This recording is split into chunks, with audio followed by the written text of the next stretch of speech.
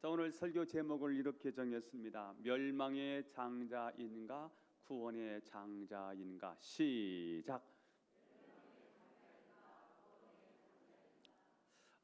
역사의 3대 문명 가운데 하나가 이집트 문명입니다. 이집트 문명을 가져온 것은 나일강이지요. 나일강을 중심으로 해서 당시 최고의 문명을 만들어냈던 애굽. 이 애굽을 우리는 성경은 애굽, 이집트라고 부르는데요. 이 애굽의 긴 역사 가운데 가장 비극적인 시대는 언제였을까?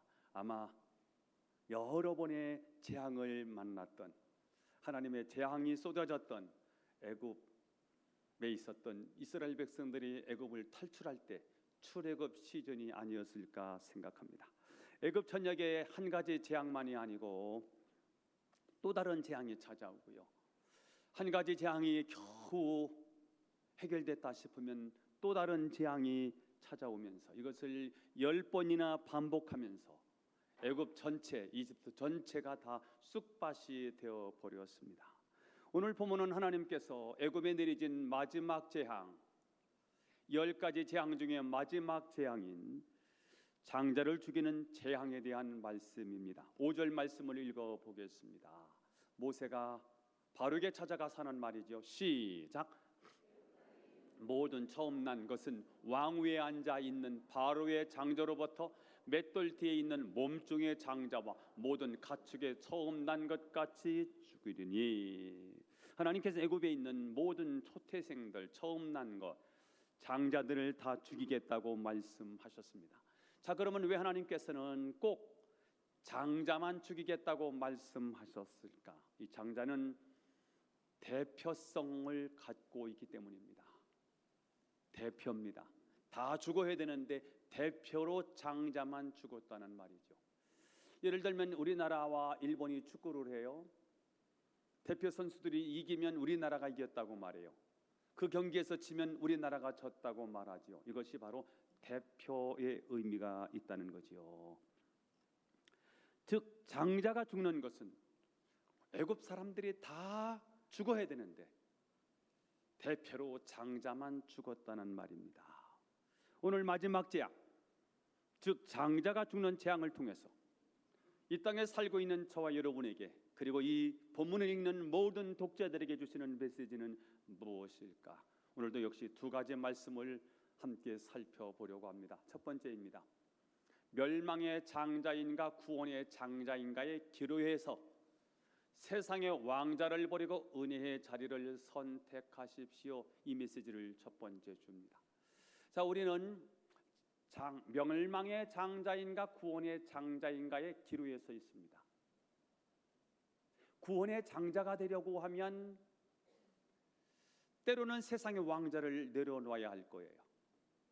구원의 장자가 되기 위해서 우리의 발목을 잡고 있는 그 무엇인가, 그것을 내려놓아야 할 겁니다. 그리고 은혜의 자리로 나아가셔야 우리는 멸망의 장자가 아니라 구원의 장자가 될 수 있습니다. 7절 말씀을 읽어보겠습니다. 시작.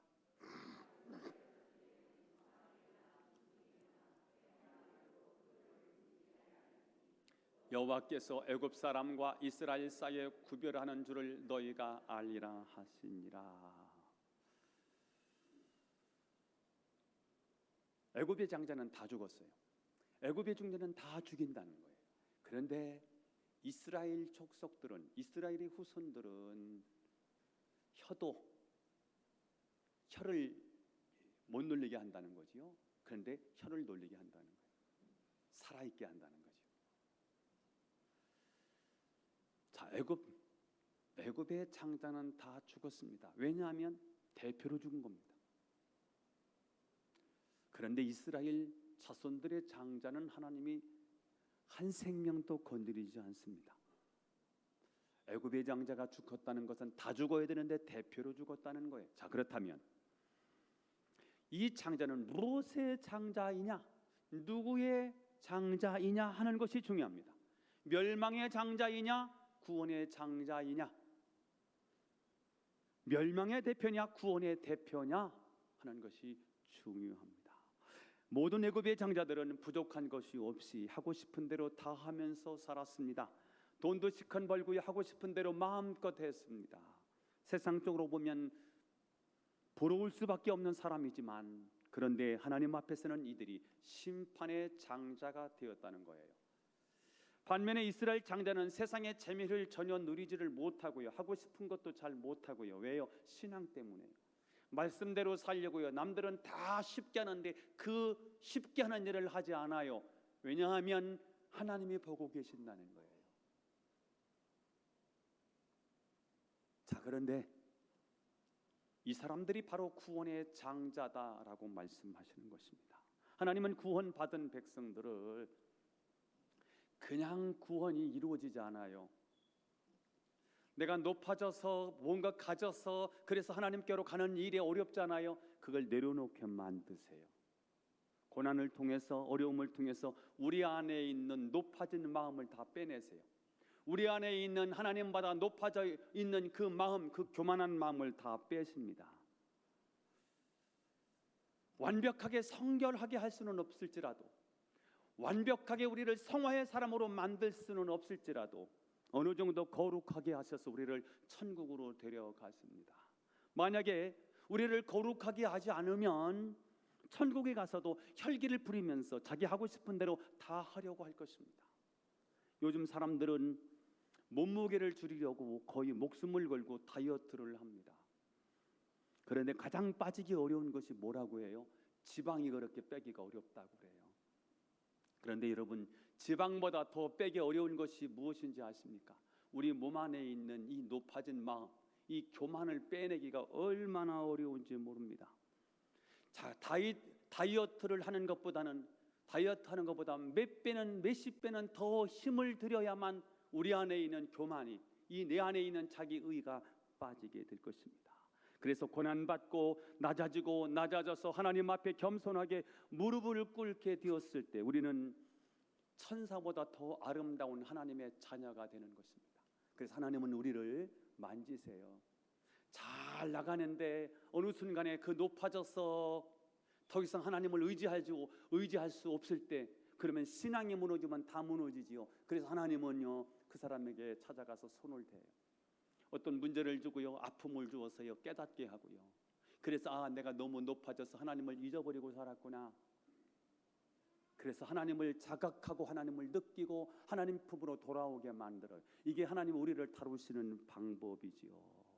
자, 그런데 오늘 바로는 왜 이미 9번이나 재앙을 당했는데, 그럼에도 불구하고 하나님이 분명히 알았음에도 불구하고 바로는 하나님의 백성이 될 수 없었을까요? 그것은 머리로 생각한다고 해서 하나님의 자녀가 되는 건 아니에요. 여러분, 말씀 한번 듣는다고 해서 우리가 하나님의 백성이 되는 것은 아닙니다. 예배 한번 참석했다고 내가 구원받는 것은 아닙니다. 말씀 듣고 진리가 깨달아지고요, 오늘 채원이 형제처럼 말씀을 듣고 말씀을 듣는데 이러면 안 되는데, 이러면 안 되는데 죄책감을 가지고 가다가, 그렇게 살다가 오늘 말씀을 통하여 하나님이 그럼에도 불구하고 내가 너를 사랑한다, 이게 온 거잖아요. 그래서 뭘 가져요? 내가 하나님 앞에 자녀구나, 내가 어떤 어려움이 있을지라도 내가 하나님 앞에 나가는데 문제가 되지 않겠구나 하고 그렇게 살기로 결단한 거지 않습니까? 그래야 구원이 이루어진다는 거예요. 9번의 채찍을 맞아도요, 못 돌아오는 사람은 못 돌아와요. 왜요? 생각으로 구원받는 게 아니에요. 느낌으로 구원을 받는 게 아니기 때문입니다. 만약 바로가 하나님의 백성이 되기로 작정을 했다면 왕자를 내려와야 돼요. 왕자, 그 높은 곳에서는 하나님을 느껴지지 않아요. 하나님의 소리가 들려지지 않아요. 자꾸 다른 소리로 들려지게 되는 거예요. 만약 그가 진짜 하나님의 백성이 되기로 했다면 왕자를 버리고 하나님 앞에 엎드려야 돼요. 내가 주인 삼은 모든 건 내려놓고 내 주 대신 주 앞에 나아가, 내가 사랑했던 모든 건 내려놓고 주님만 사랑해.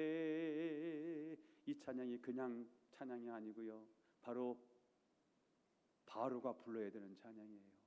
바로 같은 완악한 마음을 가진 사람들이요, 진짜 구원을 받으려고 하면은요, 내가 주인 삼은 모든 걸 내려놓고, 내가 사랑했던 모든 걸 내려놓고 주님 앞에 나가서 주님, 내가 주님만 사랑해요 라고 고백할 때 하나님은 미쁘시고 이로우사 그의 죄를 용서하시고 그를 용납하시고 그를 구원해 주신다는 거예요.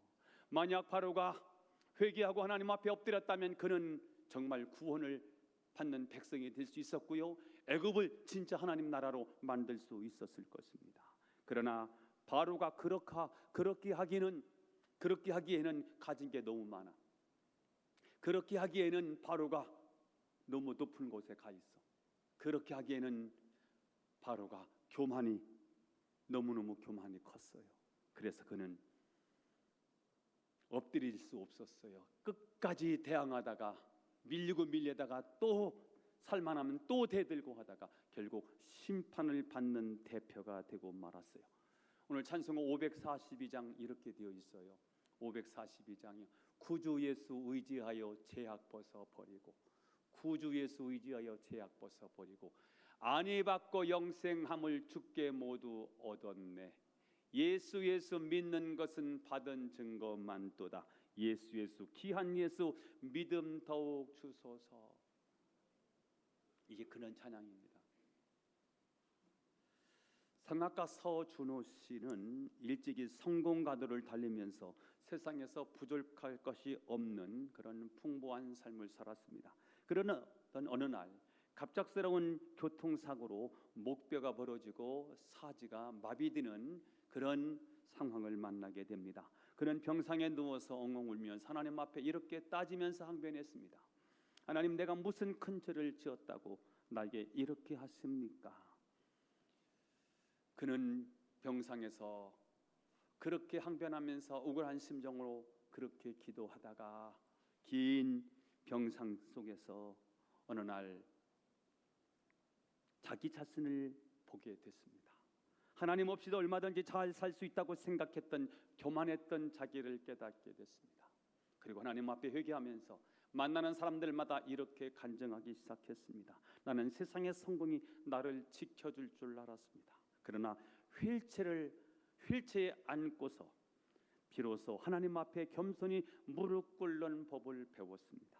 내 인생에서 가장 큰 비극이라고 생각했던 그 사고는 사실 내 안에 교만을 빼내고 나를 진짜 하나님의 자녀로 살게 해준 인생의 최고의 은혜의 자리였습니다.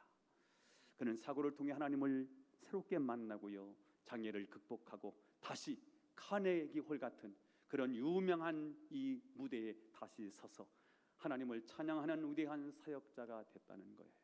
여러분, 오늘 나의 주소, 내가 처해 있는 현 주소는 어디입니까? 내가 진 타이틀이나 세상적인 성공이 절대로 나를 구원할 수 없습니다. 혹시 내 뜻대로 살며 부귀영화를 누리는 길로 나가고 있습니까?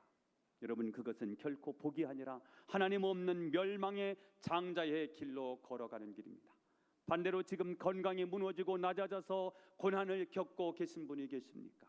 어쩌면 그 고난은 내 안에서 강하게 자리 잡은 내 안에 교만을 빼내기 위한 하나님의 사랑의 손길일 수가 있습니다. 즉, 하나님께서 나를 망하게 하려고 하는 것이 아니라 나를 구원의 장자로 다듬어 가시는 하나님의 가장 깊은 사랑이자 은혜의 손길이라는 사실입니다. 세상의 왕자를 내려놓고 진노의 자리가 아닌 은혜의 자리를 지키는 저와 여러분이 될 수 있기를 예수님의 이름으로 축원합니다. 마지막 태양을 통해서 하나님 우리에게 주시는 두 번째 메시지입니다. 우리에게는 거절과 위협 속에서도 다가올 하나님의 심판을 전해야 할 파수꾼의 사명이 있다 하는 것입니다. 한번 시작. 우리에게는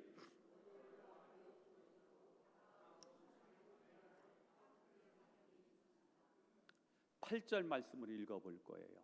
이 8절은 역시 모세가 바로에게 찾아가서 바로 왕에게 하는 마지막 메시지입니다. 읽어보겠습니다. 바로가 하는 말이 모세가 바로에게 하는 말이 시작.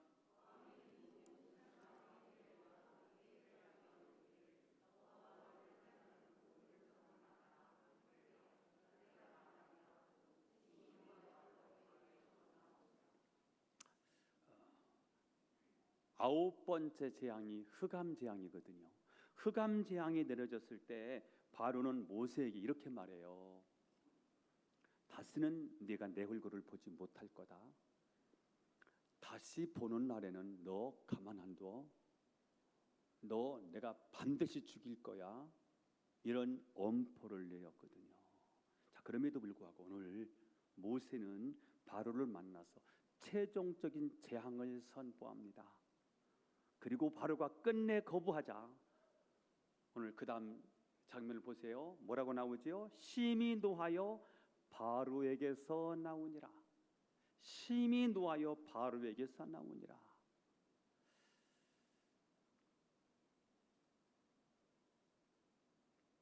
바로에게 막 화를 내면서 나가는 거예요. 자, 한번 읽어볼게요. 제가 왕이 이 모든 신하가 모세가 바로에게 하는 말이에요.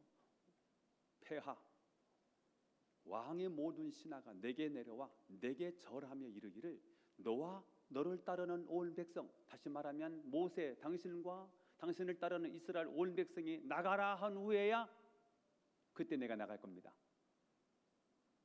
그리고 심히 노하여, 왜냐하면 그 말을 안 들었거든. 심히 노하여 바로에게 나오는 거예요. 다시 말하면 마지막 재앙만큼은 아무리 바로가 싫어하고 보면 죽는다고 말을 해도 모세는 바로에게 이 말은 꼭 전해야 된다는 거예요. 그렇습니다. 우리 인생은 죽으면 죽는 것으로 끝이 아니라 하나님의 무서운 진노의 심판이 있음을 죽어도 알고 죽어야 된다는 겁니다. 이것은 본인이 원하든 본인이 원하지 않든 반드시 이 말은 알려줘야 된다는 것입니다. 요즘 병원에서는 수술할 때 환자에게 일어날 수 있는 여러 가지 부작용에 대해서 환자나 또 보호자에게 알려줄 의무가 있습니다. 자, 그런데 대개 환자들은 그것이 너무 두렵기 때문에 듣는 것을 싫어할 수 있습니다. 그래도 의사는 반드시 부작용을 고지해 주어야 합니다. 마찬가지로 이 세상에 사는 모든 사람들은 죽고 난 후에 어떻게 되는지, 그 심판을 받으면 어떻게 되는지, 천국과 지옥은 어떻게 다른지, 예수를 안 믿으면 지옥에 간다는데 지옥에 가면 어떻게 끔찍한 일을 당해야 되는지, 이것을 다 말해 주어야 한다는 것입니다. 자, 그런데 놀라운 것은 모세가 죽음을 무릅쓰고 바로에게 찾아가서 이제 마지막 재앙에 내리게 되는데 장자는 다 죽습니다 라는 말을 했는데도 불구하고 바로가 그 말을 거절하고 듣지 않습니다. 이 책임 누구에게 있느냐? 일단 가장 먼저 이 책임은 그 말씀을 거부한 바로에게 있습니다. 그리고 두 번째, 만약에 이 사실을 고지해 주지 않은 사명자가 있다면 그 사명자 책임이 있다는 것입니다. 욕을 얻어 먹어가면서도 반드시 바로에게 찾아가서 내 백성을 내보내지 않으면 당신 장자들 다 죽습니다. 이 말을 꼭 알려줘야 된다는 것입니다. 에스겔서는 이것을 파수꾼의 책임이라고 말합니다. 어떤 사람에게 재앙이 오게 되어 있는데 파수꾼이 그것을 고지하지 않아서 그 사람이 망한다면 물론 망한 사람도 책임이 있지만 파수꾼에게도 그 책임이 있다고 말씀하고 있습니다. 그래서 파수꾼의 책임은 욕을 얻어 먹어가면서도 사람들에게 최종적으로 어떤 운명에 처하게 되는지를 고지해 주어야 된다는 것입니다. 많은 사람들은 죽으면 끝이라고 생각하기 때문에 끝까지 자기 고집을 포기하지 않습니다. 뭐 이까지 그 육체 늙으면 끝나는 거지, 땅속에 묻히면 흙으로 끝나는 거지, 이렇게 생각하면서 단순하게 생각합니다. 그러나 죽으면 끝이 아니라 그때부터 진짜 인생이 시작된다는 사실을 알려주어야 합니다. 우리 육신의 몸을 가지고 이 땅에 사는 시간은 100년이겠지요. 길면 100년까지 인생은 사는 것 같습니다. 그러면 100년 살고 끝나느냐? 아니라는 거예요. 그 다음 세계는 영원히 살아야 된다는 거예요. 자, 영원히 사는데 어디서 사느냐가 중요해요. 어차피 영원히 살 거예요. 영원 불멸이에요. 육체는요, 이 육체는 백년용이에요. 그리고 땅속에 묻히면 흙으로 돌아가고 재로 변하고 말아요. 그러나 우리는 육신은 그렇게 끝나는 게 아니고 육신은 새로운 몸을 입는다는 거예요. 그 새로운 몸을 부활의 몸이고요, 신령한 몸이라고 하는데, 이 몸은 여기서 사는 몸이 아니에요. 이 육체는 여기서 살도록 만들어져 있어요. 물고기는 물에서 살도록 만들어져 있고요, 사람은 이 땅에서, 동물은 이 땅에서 살도록 그렇게 만들어져 있다면, 그러나 이제 영원히 살아야 되는 나라는 이 세상이 아닙니다. 영원히 살아야 되기 때문에 영원히 살 수 있는 곳에 살 수 있도록 하나님이 새로운 몸을 우리를 지어 입힌다는 거예요. 그리고 거기서는 얼만큼 사느냐? 여기는 100년이지만 이제는 영원히 사는 거예요. 천국에서는 영원히 사니까 이 몸은 안 되겠지요. 후패하고 낡고 부패하고 썩는 몸은 안 되겠지요. 어떤 몸이어야 돼요? 영원히 썩지 않는 몸이어야 되겠지요. 그래서 예수님이 부활하신 후에 막바로 천국에 가지 아니하시고, 예수님이 죽은 자 가운데서 3일 만에 부활하신 후에 40일 동안 당신의 육체의 부활을 보여주세요.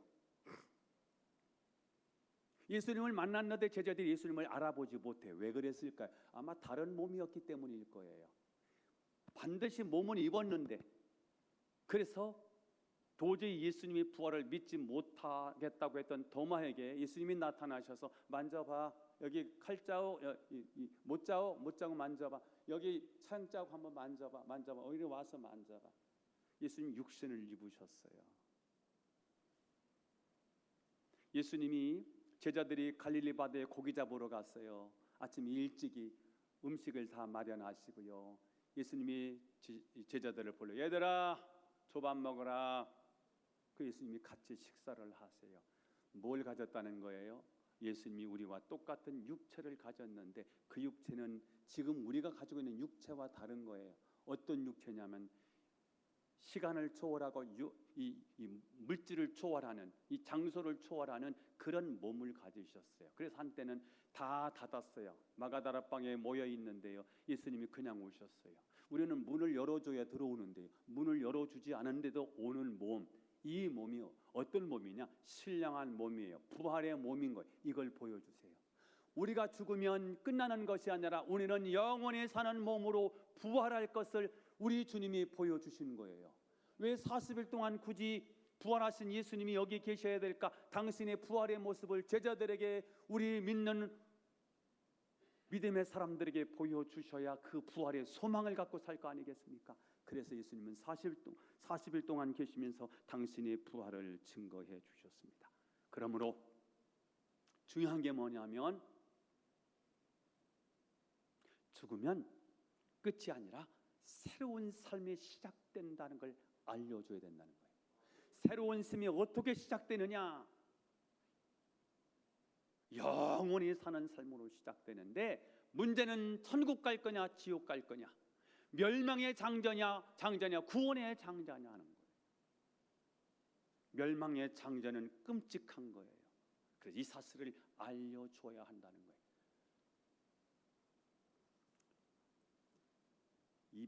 505장이지요.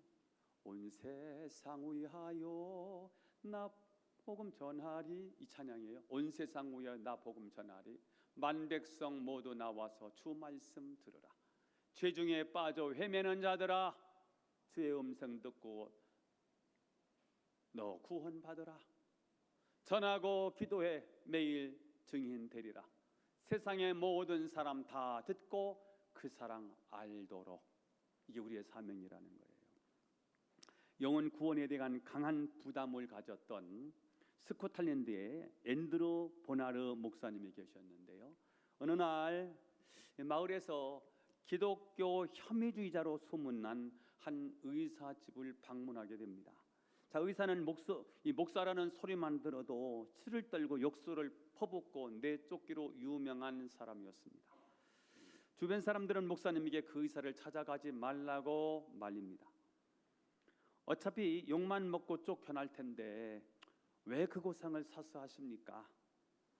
하지만 보나르 목사님은 파수꾼의 심정으로 그 의사가 있는 병원을 찾아갔습니다.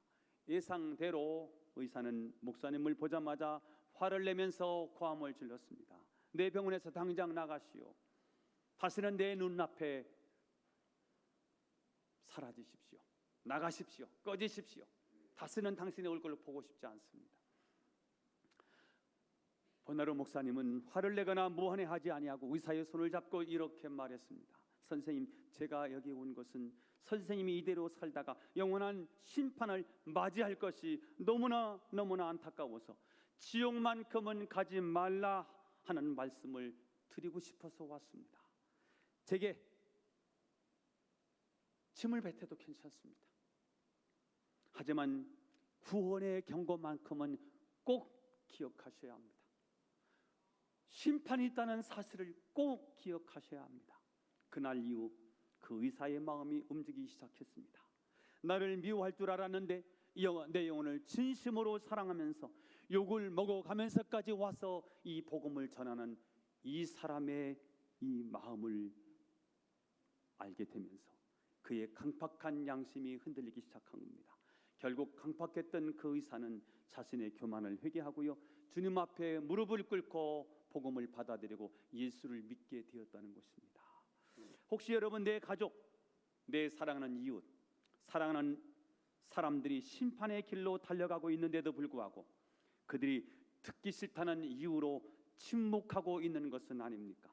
하나님은 오늘 우리를 이 시대의 영적인 파수꾼으로 세우셨습니다. 배척당하고 거절당할지라도 그들의 영원한 운명을 알려주는 그 복음을 전해야 할 거룩한 책무가 우리에게 있다는 것입니다. 저는 여러분이 구원과 은혜의 장자로서 이 시대의 영혼을 구원하는 담대한 복음의 파수꾼들이 될 수 있기를 예수님의 이름으로 축원합니다. 우리 찬양 같이 하겠습니다. 우리를 사용하소서. 우리에겐 소원이 하나 있습니다. 주님 다시 오실 그날까지 우리 가슴에 새긴 주의 십자가 사랑, 나의 교회를 사랑케 하네. 주의 교회를 향한 우리의 마음, 희생과 포기와 가난과 고난, 하물며 죽음조차 우리를 막을 수 없네. 우리 교회는 이 땅의 희망, 교회를 교회되게, 예배를 예배되게 우리를 사용하소서. 함께 찬양을